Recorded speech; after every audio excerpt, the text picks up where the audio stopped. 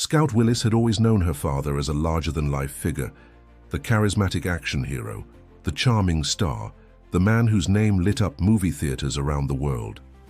But on this quiet afternoon in Idaho, she wasn't thinking about red carpets or premieres. She was standing in the middle of Bruce Willis's old cabin, surrounded by the comforting scent of pine and aged wood, helping organize his belongings. The cabin had always been a special place, a refuge away from the noise of Hollywood. As Scout moved a stack of vintage records off a dusty shelf, something odd caught her eye. In the far corner of the closet, half buried beneath an old flannel jacket and a pair of worn hiking boots, was a small wooden box. Its surface was scuffed, the metal latch slightly rusted, as though it hadn't been opened in decades. Her heartbeat quickened. Why had she never seen this before? What could be inside?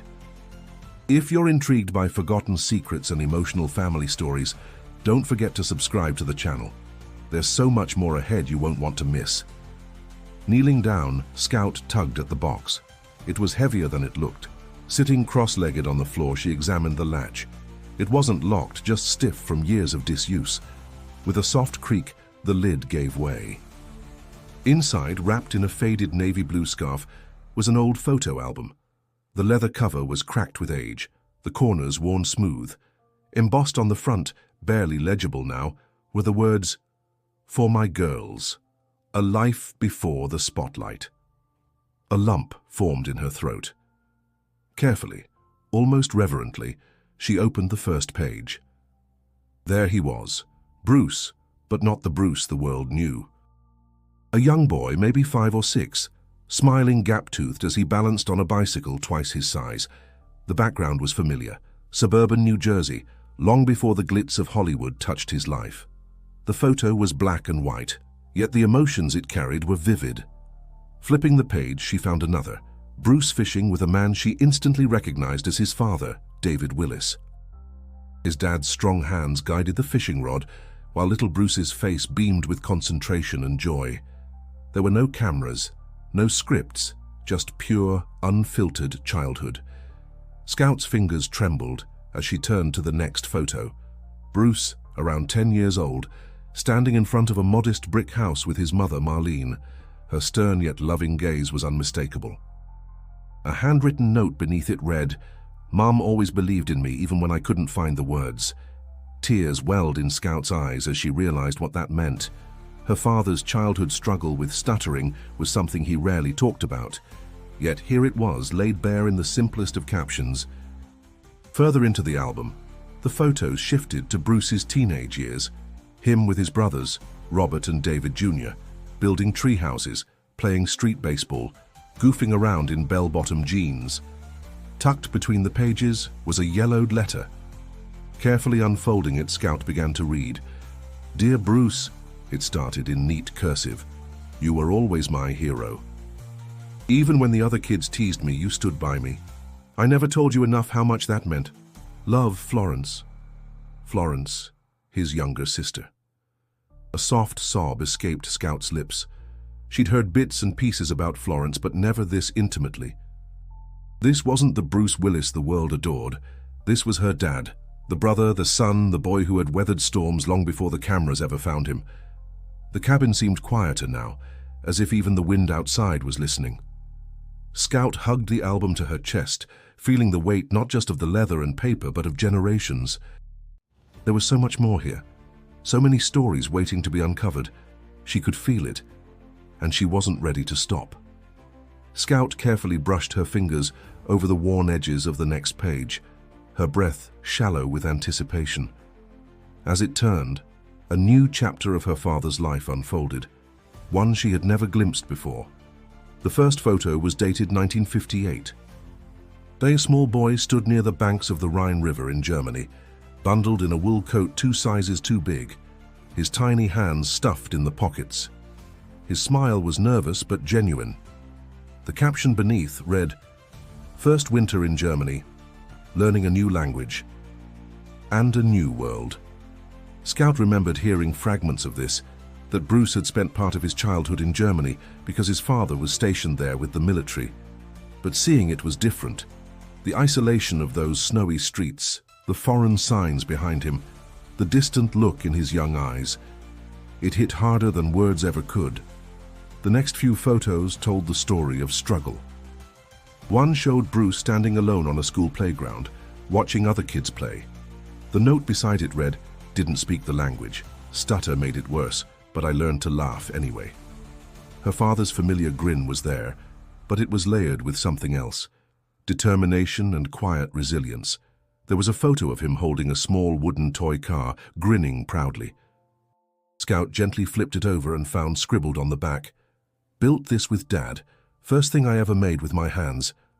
Her chest tightened. She could almost hear her grandfather's steady voice, teaching little Bruce how to sand the edges, how to fit the wheels. These weren't just pictures, they were fragments of a man's soul. A sudden slip of paper caught her attention, a torn journal page folded into quarters. Opening it, she read Bruce's handwriting. "I used to hide behind laughter. If I made people laugh, they wouldn't notice when I couldn't speak. Comedy was my shield. It still is." Her eyes stung. The next photo was both heartbreaking and inspiring. Bruce, about 14, standing in front of a school auditorium. His tie was crooked, his knees looked like they might buckle. But the note said, "My first speech without stuttering. I was terrified. I survived." Scout let out a breath she didn't realize she'd been holding. Her father had always been the bold, brash, unstoppable man in her eyes. But this was courage on another level. Tucked between two photos was something unexpected, a letter addressed to Flo. Gently unfolding it, Scout read, "Hey kiddo, I know things aren't easy. We move a lot. Friends come and go, but I want you to know, you've always got me. I'll always be there, even when life feels bigger than us. Don't forget that. Love, your big brother, Bruce." Scout wiped her cheeks. Her father's handwriting was younger, looser, but the warmth was unmistakable. She turned another page and found pictures of Bruce with his teenage band. Scruffy kids with shaggy hair and mismatched instruments. The caption made her chuckle. "The accelerators. We were terrible, but man, we thought we were stars." Her fingers lingered on a photo of Bruce and his father, both covered in grease, working on an old Ford truck. The note read, "Didn't have much, but Dad taught me how to fix things. Cars, broken furniture, sometimes even myself." Scout sat back for a moment, holding the album against her chest. These were the pieces of her father that fame had never touched, the small triumphs, the private heartbreaks, the victories no camera ever recorded.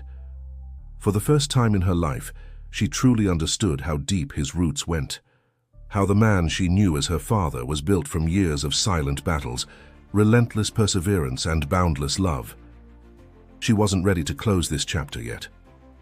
Her hands trembled slightly as she reached to turn the next page. As Scout turned the page, the photos suddenly shifted. Gone were the childhood scenes of suburban life and quiet resilience. Now, the edges of the pictures grew sharper, the backgrounds busier, filled with cityscapes, theater marquees, and neon lights. A new chapter was beginning. The first photo showed a young Bruce, barely in his 20s, standing in Times Square. His hair was longer, his smile wider, but his eyes still carried that familiar mix of determination and vulnerability. Scribbled beneath in his handwriting, "Day 1, New York City, no money, no plan. Just a dream." Scout imagined him stepping off the bus, a duffel bag slung over his shoulder, swallowed by the noise and chaos of the city. Her father had always made his path seem effortless, but here, in this frozen moment, she could feel the uncertainty and the courage it took to leave everything behind in search of something bigger. Flipping to the next page, there were photos of Bruce behind a bar, sleeves rolled up, hands moving in a blur as he poured drinks, laughing with customers. The caption read, "Bartender by night, actor by someday." Tucked between the images was a receipt from a tiny off-Broadway theater. A note scribbled on the back read, "First audition. Forgot half my lines. Still got a callback. Thought maybe, just maybe, I could do this." Scout grinned, imagining her father fumbling nervously through his lines long before anyone knew his name. Further down the page, a picture showed Bruce sitting alone on a grimy apartment floor, surrounded by stacks of script pages and instant noodle cups. The words beside it hit like a punch. Broke, lonely, thinking about giving up. But then, something told me, just hold on a little longer. Then the tone of the album shifted. Photos appeared from the set of Moonlighting, Bruce in his signature suit and smirk, alongside Sybil Shepherd. Behind-the-scenes shots captured moments of laughter, candid rehearsals, and the unmistakable spark of someone stepping fully into his destiny. One image stood out. Bruce sitting in a makeup chair, staring into the mirror, half smiling. A note on the edge read, This might actually be happening." Scout's heart swelled with pride. She could see it, the transformation from a struggling bartender to the charismatic star who would soon become a household name. And then came the photos that made her breath hitch, pictures of Bruce and Demi Moore. The earliest ones showed them at a house party, laughing so hard they were both blurry in the shot. The caption simply said, "Met her. Game over." From there, a timeline of love unfolded. Beach vacations, hikes through the woods, quiet dinners, moments of silliness. In one photo, Bruce was mid-laugh, holding Demi's face in his hands, both of them oblivious to the camera. Another showed them decorating a nursery, hands covered in paint. Then came the moment Scout had unknowingly been waiting for, a photograph of herself as a newborn, swaddled in a hospital blanket, cradled in her father's arms. His eyes weren't just joyful, they were transformed. The caption beneath it simply read, "Everything changed." Tears blurred her vision as she flipped through more, her first steps, Ruma's giggling face smeared with birthday cake, Tallulah asleep on Bruce's chest. Her father, the man the world knew as the tough, wisecracking hero, was here in his purest form, a father completely in love with his children. A note fell from between the pages. Picking it up, Scout read, "To my girls, you made every fight worth it, every fear, every failure, and disappeared the moment I held you." Her hands trembled. She suddenly realized that for all the times she'd seen her father as invincible, the true source of his strength had never been the spotlight or the applause. It was here, in family, in love, in the quiet, sacred moments that no one else ever saw. And with that realization, Scout knew she couldn't stop now. She had to keep going. Scout wiped her eyes, steadying her breath as she turned the next page. But the warmth of laughter and love soon gave way to something heavier. The colors in the photographs dulled. Smiles, though present, were tinged with fatigue. There was a shift, subtle at first, then undeniable. The first photo captured Bruce at a film set in the late 90s, dressed in full action hero gear, surrounded by explosions and stunt crews. But Scout noticed something. The smile wasn't in his eyes, scribbled beneath, "More explosions, less time at home," starting to wonder. When did it stop being fun? Then came a candid shot. Bruce sitting alone in his trailer, hands clasped, head bowed. The caption was brutally honest. "I was tired. I was everywhere and nowhere." Scout felt the ache in those words. The next sequence of photos charted the slow unraveling of a marriage that had once seemed untouchable. Images from family vacations, where smiles strained just a bit too tightly. Holiday dinners where Bruce stood slightly apart from the group, eyes distant. A note tucked between two images pierced her heart. "We loved. God, we loved." But sometimes, love isn't enough to fix what time breaks. Then there it was, a photo of Bruce and Demi sitting side by side on a park bench, hands intertwined, but heads tilted away from each other. The caption was simple but devastating. "The day we decided, better apart than broken together." Scout's throat tightened. She remembered the pain of that time, the confusion, the questions, the endless headlines. But here, in her father's own words and images, it wasn't about scandal or failure. It was about two people choosing peace over chaos, choosing to rewrite their story for the sake of their family. Flipping further, the photos began to soften again. Bruce with Emma Hemming, their wedding, quiet and beautiful, surrounded by pine trees and close friends. Images of Bruce learning to balance, loving two families, blending them, choosing connection over division. A photo showed Bruce teaching Tallulah and Mabel how to skip stones by a quiet riverbank. The caption read, "Family isn't what the world says it should be. It's what you make of it." Yet tucked near the back corner of the page, a note that made Scout's heart drop. "Lately, the words don't come like they used to. Forgetting things, losing pieces of myself. Don't tell them yet. Not ready." Her hand flew to her mouth. A sob broke free before she could stop it. The next few images were both beautiful and haunting. Bruce sitting with a guitar, strumming aimlessly, his gaze far away. Bruce cooking breakfast, but with a note that read, "Forgot halfway through what I was making." Bruce surrounded by his daughters, laughing, but beneath, a line whispered in his handwriting, "Hold on to this. They'll need to remember me like this." Scout felt the full weight of it. He had known. Long before the world did, before doctors confirmed it, before the press released statements, Bruce knew. His mind was slipping. His words, the tools of his career, his humor, his love, were quietly betraying him. But even in those moments, the love never faded. One final note in this section, scribbled in shaky handwriting, read, "If one day I don't remember, make sure they remember for me."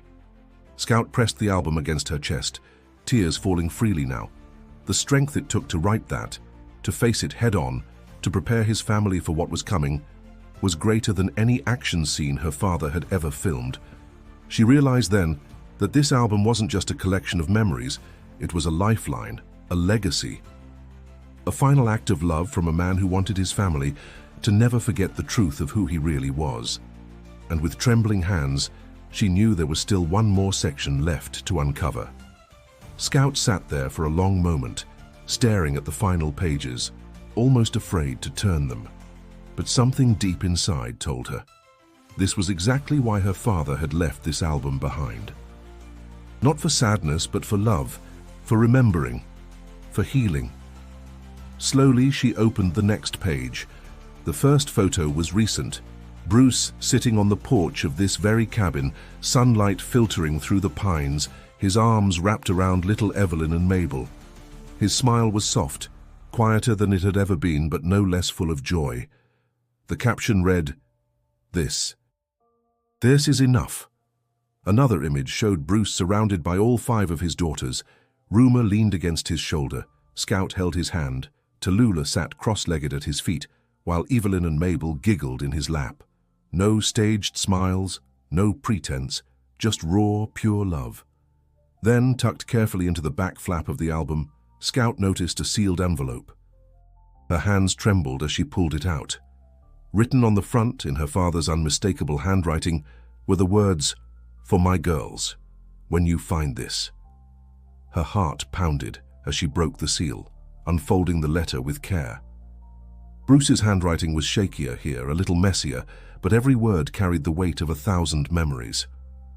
"My beautiful girls," it began. "If you're reading this, it means you've found the pieces of me I tucked away long ago. I want you to know that no matter what happens to me, no matter what my mind remembers or forgets, my love for you has never faded. It never will." Tears blurred Scout's vision, but she kept reading. "I built this album not just for you to remember who I was, but to remind you of who you are. You are the laughter that kept me going.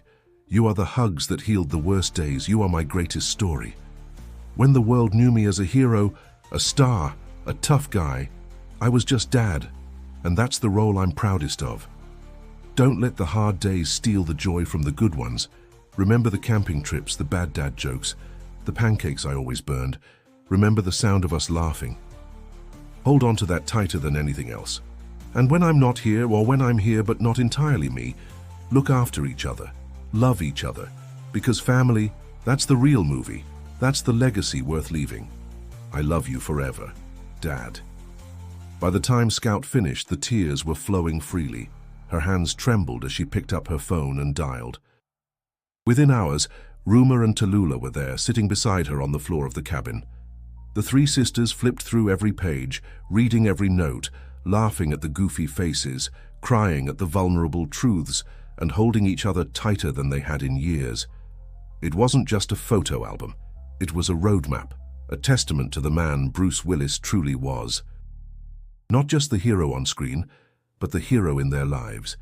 A man who faced battles far greater than any Hollywood script, and who won, not with fists or explosions, but with love, resilience, and family. As the sun dipped below the horizon, the sisters sat in silence for a moment, each lost in their own memories, their own gratitude. And in that quiet, Scout made a silent vow. "We'll remember, Dad. Always." If this story touched your heart, don't forget to subscribe and join us for more powerful journeys like this. And if you want to hear another emotional family story, click the video appearing on your screen right now. You won't regret it.